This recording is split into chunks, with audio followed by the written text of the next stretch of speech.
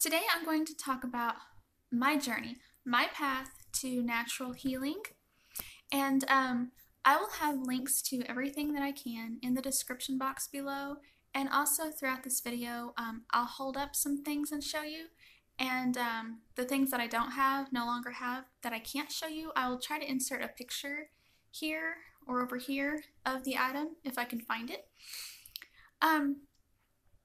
Okay, so if this video is too long for you, I'm going to try to make it short, but if it's too long for you or I'm talking too slow, just push those three little dots up there, I think, and you can speed me up. Okay. Okay, so if you are interested in using plants medicinally in, natural remedies and healing yourself, naturally, if you're interested in that, and or you're beginning and all things like that, please stay to the end of this video. There might be some things in here that will help you. I'm sorry, I'm stuttering a little bit. My braces are bothering my lips. Anyhow, but the purpose of this video is just to show you, like, through my experience with this, just to show you that if you are just starting out, it's easy to get overwhelmed and not know what to do, and look at these people who've been doing it for so long and you may be thinking, wow, I can never do that. The purpose of this video is for you not to feel like that. Just start with one thing, start out small, work your way up.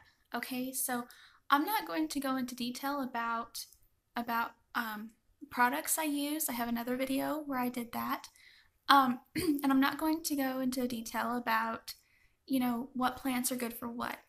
And I'm not even going to tell you, like, what made me get on this journey. I'll do that in another video, maybe. But this video is just going to show you, like, my stepping stones, I guess you could say. Okay, so this is going to be about plants in their raw form, basically.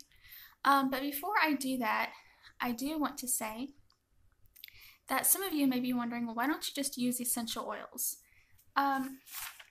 Okay, so here's my quick little thing on essential oils.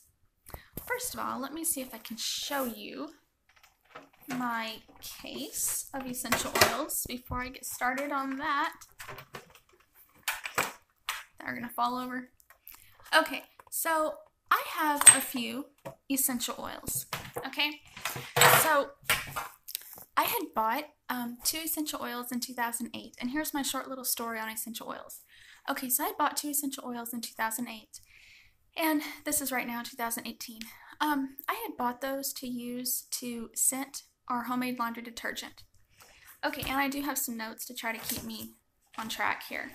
Okay, so I had bought those to scent our homemade laundry detergent, and then I started putting them in our homemade cleaners, for scented cleaners. And then I put them into our homemade lotions, and I put them into the diffuser. Okay, I still use them for all of that purpose except for the homemade laundry detergent. I don't use it for that, but I still use them for lotions, for homemade lotions, and the diffuser, and the homemade cleaning products. And I also use them for, like, this. This is a little roller ball for a headache. We have pretty bad headaches here, and this is just a couple essential oils with some olive oil, and just roll it on your temples, and it significantly helps calm down a headache. So, but this is the only way I use them medicinally so far. I will say that I do hope to at some point, actually dive more into using them for, for healing. But here's my thought on essential oils.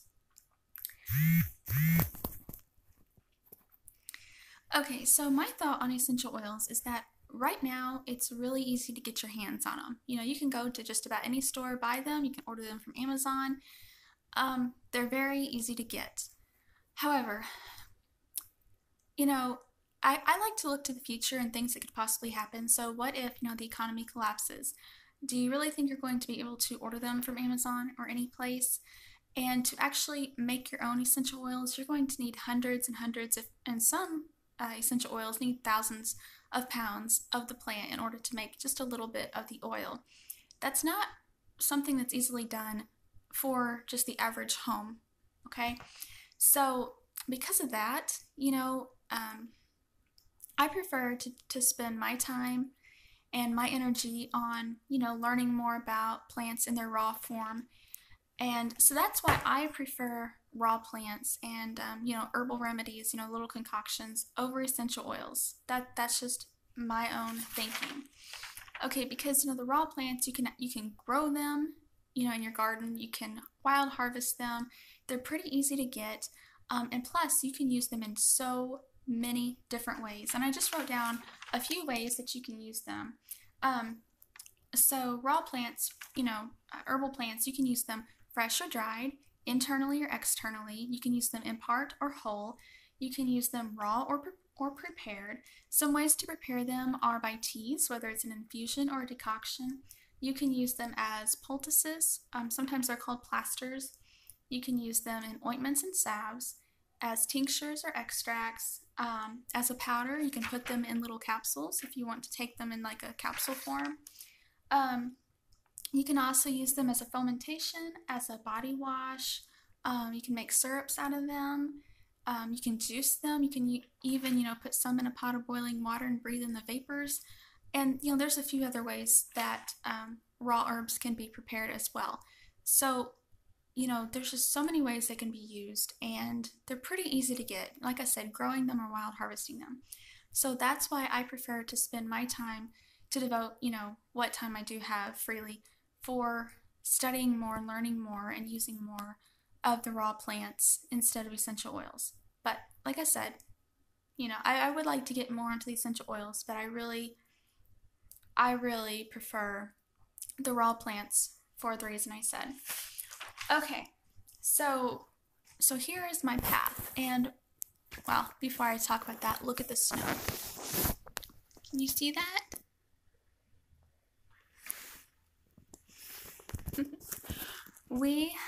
It's been snowing all morning, and we already got 3 inches last time I measured anyway. So, we just had 2 inches of snow a couple days ago, and now we're getting more snow.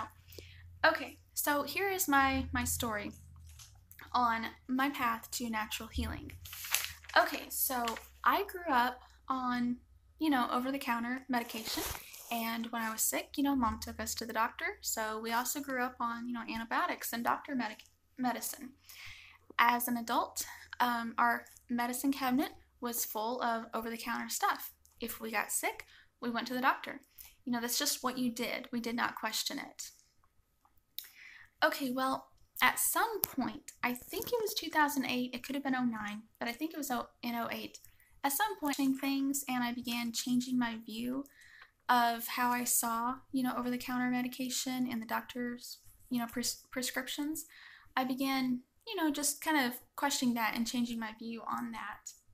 Decided that I wanted to move away from all of that, but I didn't really know what to do. So what I did is I just took what I knew at the time. I knew that I wanted to go on like a preventative path the best that I could. So I took into consideration the type of sickness that myself, my husband, and our children would get. And it didn't matter what we ended up with in the end. It always started out in the head, in the upper respiratory system. Whether it started out as allergies or cold, it didn't matter. It would lead to a sinus infection, which would then lead to bronchitis. So that's just how it was. I would get a sinus infection, once or twice a year. However, I would never go to the doctor for it. I would never take any over-the-counter medication. I would just let my body just deal with it on its own. Okay, so I was fine, I guess you could say. My husband, he would get bronchitis twice a year, in the spring and in the fallish winter time. He would always have to go to the doctor. My kids, they would get, it'd start off as allergies or a common cold, and they'd get a sinus infection. However, they and my husband, I didn't take them to the doctor until it had been like 7 or 10 days after they'd been sick. If they weren't showing any signs of getting better, then we would take them to the doctor. So because I knew that our problems always started, in the sinuses and the upper respiratory system, I knew that that was the path that I needed to take that was what I needed to work on. I needed to work on preventing the upper respiratory system from being compromised in the first place. So the first thing I did, now, we're clean people. We wash our hands all the time and everything like that. But what I did is I went over with my kids again, proper hand washing techniques, and stress the importance of it. So, so that was step one. We also started taking a multivitamin. That was another step that we took. And the multivitamin we took also had immune boosting ingredients in it as well. And then another thing that we started doing. Another thing that we started doing was I would sanitize, I would disinfect, the remote controls, the door handles, light switches, faucet knobs, everything that, was touched on a regular basis. During cold and flu season, I would sanitize those once a week, even if we weren't sick. And if we were sick, I'd sanitize them 2 or 3 times a week. Okay, so that was something else. And then another thing that we did is I went out and I bought each of us a bottle of nose spray. It's just like this. And so we would take that nose spray whenever we would wake up in the morning. We would take it before we'd go to bed at night, we would take it. Okay, so that's something that we still do, although we don't do it every single day. We should, but we don't. But this is always still in stock. But yeah, so that was something that we also did. My husband, he would also do this nasal irrigation, and this bottle, this squeeze bottle, this is what's in here. And then a few years ago, I also bought him the neti pot. He's the only one that does this. I cannot stand the idea of doing this, and my children are like, I don't think so. So he's the only one that does that. So for the first year, slightly over a year, that's all that we did. That was my stepping stone to get away from over-the-counter and doctor prescriptions. That's what we did. And we were good. We didn't go to the doctor or anything. We were just fine. Well, then we had company come over, for supper one night, and they had toddlers. And we did not know it until they got there, but their toddlers had been sick 2 weeks prior with RSV, and they were on medication for it. And so when they got there, they told us about this, and I was thinking, oh no, I don't really know, but anyhow, so they were there, and they had told me that their doctor said that they were not contagious. Okay, so they had dinner with us, they left, and then the next day, our girls woke up, and they were sick, and I immediately thought, oh no, they've got RSV, and so I waited a couple days, and I usually wait 7 or 10 days before I take them to the doctor if they're not showing any signs of improving. But because it was RSV, and at that time, I didn't know anything about it. It was a very scary term. It was just scary. There was a lot of fear in it. And so I only waited 2 days, and they weren't getting any better, so I took them to the doctor. And the doctor gave, prescription stuff.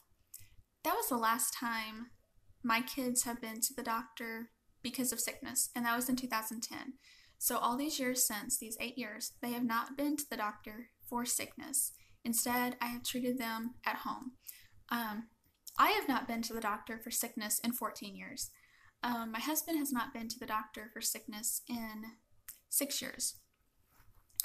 Okay, so let's see what's next. So after that, episode when they were sick enough to go to the doctor, after that episode, I realized that I needed to do more than just try to prevent a sickness. I needed to have something on hand, in case we did get sick. I needed something on hand that, could actually fight the sickness instead of turning to over-the-counter or prescription drugs. So in those days, there was not much information on the internet about herbal medicine. And if there was, well, first of all, there really wasn't. But the things that I did find, I really didn't know to believe it or not.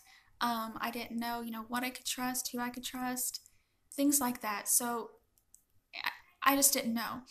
And also, there was only one store in a neighboring town, 35 miles away from me, that even had natural stuff. And when I went there, I again, I did not know anything. I knew I wanted to try this stuff, but I didn't know what to try. I didn't know if it was okay. I didn't know anything, so I didn't buy anything. So then I was talking to a Mennonite friend that I had, and she told me to buy some ALJ from Nature's Sunshine, and to buy lobelia from Nature's Sunshine, and to buy bear paw garlic from AIM Products. And again, I'll have links below. But anyway, so I did. Now, this Mennonite friend of mine, she sold some of their stuff, so I was able to get a substantial discount from her. So that was great. Okay, so this was like in 2011 when she told me this, and so we bought this stuff. Now, before I move on, I do want to say that the bear paw garlic, it's not the normal garlic like you can buy at the stores in the little pills. It's not the garlic. It is not the garlic bulb that is in the ground. It is the leaves, and it's a different kind. It's a different species, I guess you could say. It's a different kind of garlic. Even the leaves are different. But the bear paw is actually comes from the leaves, and it has to be hand picked.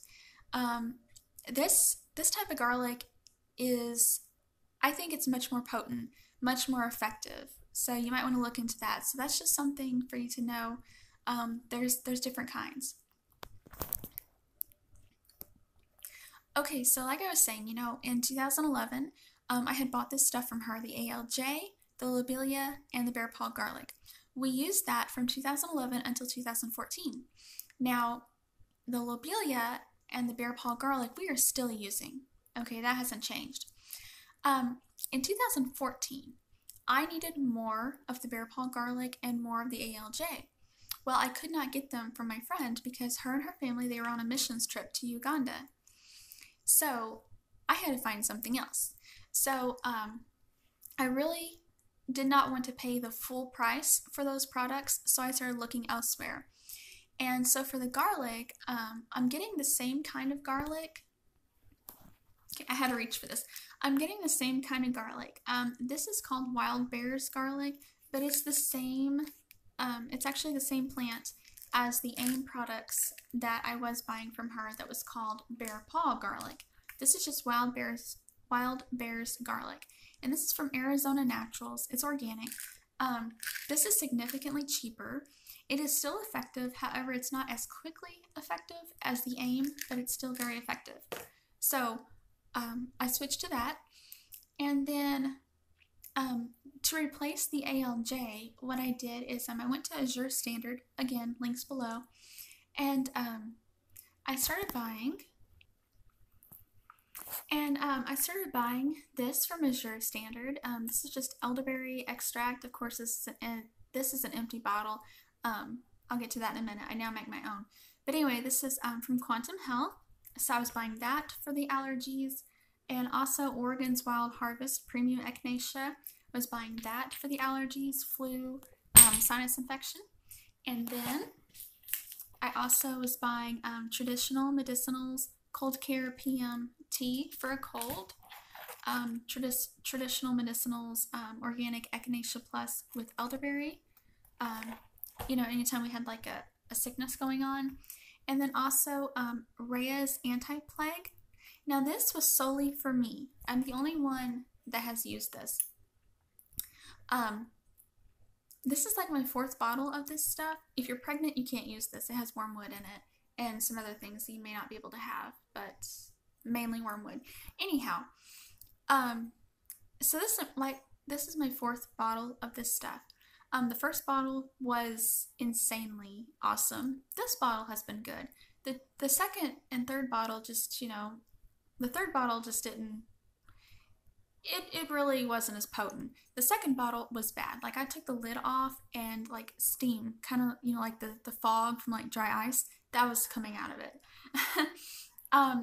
So they don't have consistent quality, which is really bad.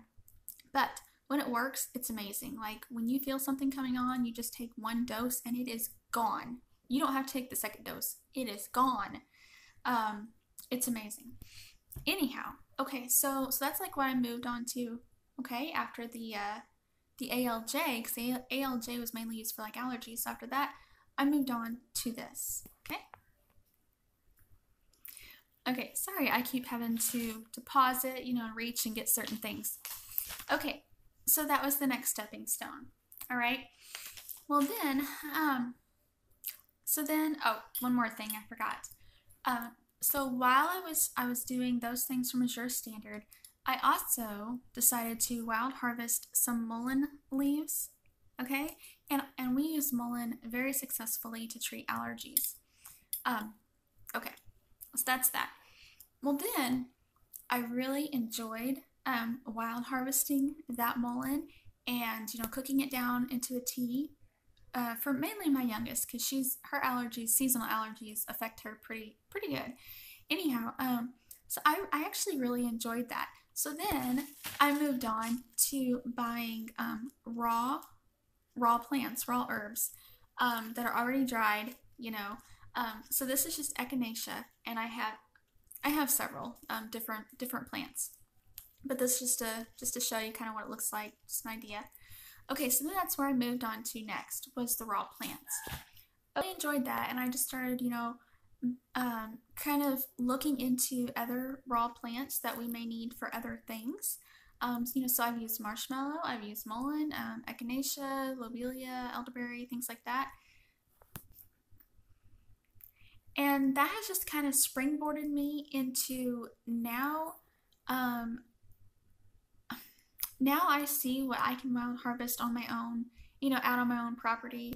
And I have some plant ID videos and some natural remedy videos, and oh, I'll also leave a link below to my sorry, I had to get it to my Materia Medica. This is just a PDF that I put together where you can just basically keep track of all that you learn about plants and how to use them medicinally. There's several, let me see if I can get it here. There are several helpful reference pages to choose to help you with all kinds of stuff. Anyway, how to make an infusion, you know, an herbal tea, how to test to see if you're allergic to it before you actually use it. There's just all kinds of good pages in there that if you're interested in this herbal journey, you might find that very helpful. Now I'm basically where I want to be. I'm going out, you know, and looking for any plants that I know I will need and might need, and I'm wild harvesting them. I'm drying them, storing them for use in the future. Well, in the next season anyway. And the plants that I know I'll need and I can't find or can't find enough of, I go to the nature store in town and I buy those that are already dried. Where I want to be at, though, I'm hoping will happen next year. I am wanting to be able to plant all these wonderful, amazing herbs. I'm wanting to plant elderberry, echinacea, mullein, and I don't even know, but those are like my 3 top ones. Oh, and some lobelia, and more. But those, well, I'll talk about the 5 or 6 superstars I have. But anyhow, you know, so I'm wanting to plant all of those, you know, grow them myself, harvest them myself, dry them, store them myself, and prepare them myself. So that's where I want to be. And so, you know, so you can see, like, in this little journey here, how I've come, you know, from having a medicine cabinet full of over-the-counter and doctor prescription meds to, you know, to this. And let me show you something else. Okay, so like I have went, even though we still have this, and as long as we can, I plan to always have prepared tea bags in stock. But so basically we have went from prepared store-bought tea bags to herb that I boil down and make our own tea out of, and also using this raw herb. You know, this is tincture, echinacea extract that I have already bought. I'm actually going to be making my own echinacea tincture pretty soon. So you can see, you know, I went from buying it to making it. I have went from buying the tea bags to making it myself. Here's another one. I have went from buying the elderberry extract to making it myself. See? Anyway, and this is working great. Okay, so now I'm making it myself. And I'm hoping in a couple weeks to actually make for the first time some elderberry syrup. So I'm really excited about that. I have also went from buying the lobelia liquid that I told you about that we had used in the beginning. I have went from buying that already made to, again, making it myself. This should be ready for me to strain and bottle up in a couple weeks, but this is some lobelia extract. Other things that I want to mention. We still do cough drops, and this is Ricola. These are the original ones. I don't recommend the lemon and echinacea ones. I didn't find them to be helpful at all, but this, the original, we find to be very, very helpful. You can see these pictures of the herbs on them. All of these wonderful herbs are inside of each cough drop, and they're actually, I think they're pretty good. There's peppermint, elderberry, wild thyme, horehound, hyssop, thyme, mallow, lemon balm, linden flowers, sage, and I'm sure that there are many more. But anyway, nope, that's all it says. But anyway, these are good, and these are to be used as medicine as well. It says to only take like 2 cough drops every 2 hours. Okay, something else worth mentioning. These next 2 things I'm going to show you, these are like old-fashioned home remedies that people would make with things from their actual garden. And I could probably do another video on this because there are some other things that we have done.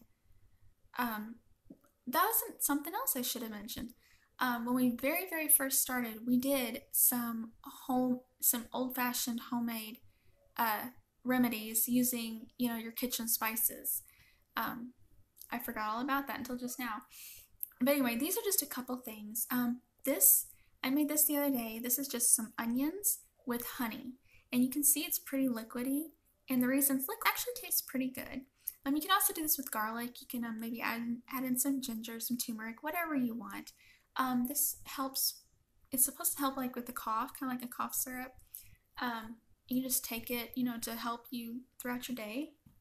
Here's something else. Let me shake it up. Okay, here's something else. Okay, it doesn't look appetizing, but, well, it's not appetizing. I will be honest with you. It makes my mouth, it's really kind of sour, like pickles, I guess. It's good on your lips and on the tip of your tongue. It tastes really good, but when you swallow it in the back of your throat, it's got a punch. It's hot. My oldest loves it. She just wants to drink it all day. But anyhow, this goes by different names. You may have heard of fire cider. What's the other name? Like flu buster? I don't know. This one,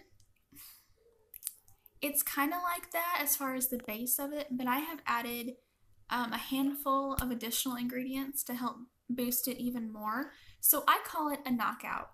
The reason I call it a knockout is because it's supposed to knock out basically anything you have. So last fall, I started coming down with strep throat, and you know, I don't ever treat myself. All these years, I don't take any of this stuff, which is kind of funny, except for that Reyes anti-plague I did take. But anything else, I don't take anything else. Okay, I just let my body take care of itself. Well, last year, I came down, I was starting to get strep throat, and I was like, ooh, this is not good. Maybe I should do something about it. And then, but I was like, no, I don't want to. Well, then I started getting bronchitis, and I don't think I've ever had bronchitis that I know of. So I started getting this, and I was like, great, I've got to treat myself because I don't want to go to the doctor, but I don't want to treat myself either. Anyhow, so my husband, he had had strep throat a couple years ago, and he just took like an herbal tea, a very strong herbal tea with a lot of cayenne pepper in it, a little bit of honey, and some apple cider vinegar in it. And it knocked his strep throat out that first time. So I got that recipe out and I made it, and I was like, well, you know, I'm going to add some other stuff. So I added turmeric and ginger, and I don't even know. I've added quite a bit of stuff to it. So I drank it, and it was gone. My strep throat was gone. My feeling of bronchitis was gone. So I wrote that down, and so I call it the knockout. Anyhow, so we are not sick. We're just taking like a spoonful a day. Just, we're gonna see if it'll be a preventative. I don't know. That they say the fire cider will help to prevent sickness. I have my doubts. I really do. But I do know that it did cure me of my strep throat and my beginning bronchitis. And I know that it significantly took care of my husband a couple years ago. So I know that it'll help once you're sick. I don't know if it'll help to prevent it, but we are taking, you know, like a little teaspoon a day just to kind of see. Okay, so I guess that's the end of this video. If you have any questions, just ask. Like I said, I will try to have links to everything that I can down below. And I hope you enjoyed the video. Thank you.